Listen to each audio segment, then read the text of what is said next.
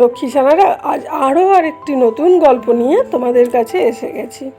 এক নগরে এক ব্রাহ্মণ বাস করত, বিদ্বান পণ্ডিত মানুষ, নাম শ্রীনাথ। ছেলেবেলা থেকে তার একটাই দোষ, চুরি করা। অপরের জিনিস দেখলে তার হাত নিষ্পিস করে, কিন্তু ওই যে পণ্ডিত মানুষ বলে কেউ তাকে কিচ্ছু সন্দেহ করতে পারত না। একবার বিদেশি 4 জন বণিক সেই নগরে তাদের পসরা নিয়ে এলো।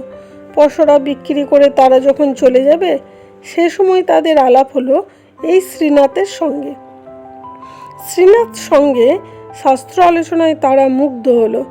একদিন কথায় কথায় তারা জানলো এবারে তাদের দেশে ফিরতে হবে, কিন্তু পথে ঘাটে টাকা পয়সা নিয়ে যাওয়া বিপদ।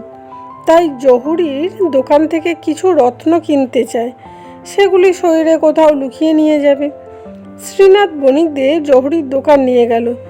রত্ন কেনাকাটার পর তারা শ্রীনাথের ডেরায় নিয়ে এলো।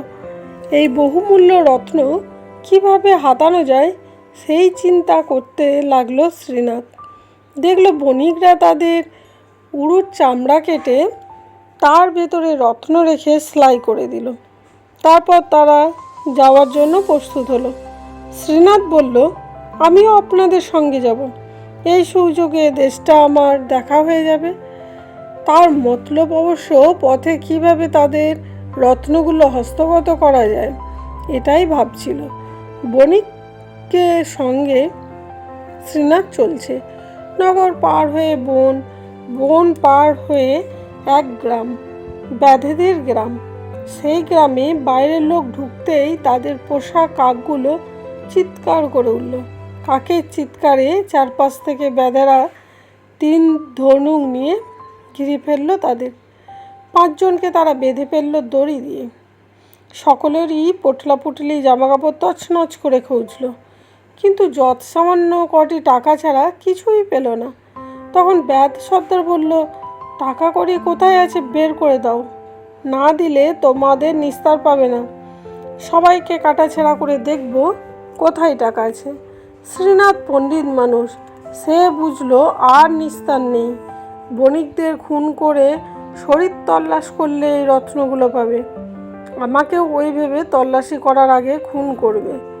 আমারও মৃত্যু অবধারিত। মৃত্যু যখন অবধারিত, তখন আমার একার মৃত্যু দিয়ে ওই 4 জন বণিককে বাঁচাতে পারি। এটা কম লাভ নয়। আমার কাছে কোনো রত্ন নেই, আমাকে নমুনা হিসাবে ব্যাধেরা মারলে কিছুই পাবে না। তাই শ্রীনাথ ব্যাধ সর্দারকে বলল, আমাদের শরীরে কোনো ধনরত্ন লুকানো নেই। যদি বিশ্বাস না হয় তবে কেটে দেখুন। কয়েকজন ব্যাধ ঝাঁপিয়ে পড়ল শ্রীনাথের উপর।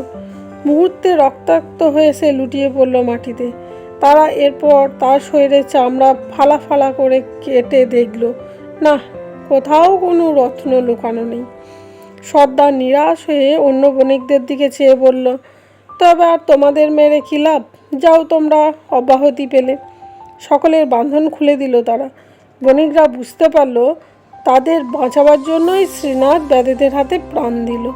চলে যাওয়ার আগে তারা কৃতজ্ঞতায় একবার শ্রীনাথের খণ্ড বিখণ্ড দেহের দিকে চেয়ে রইল। চোখ ঝাপসা হয়ে উঠল 4 বণিকের।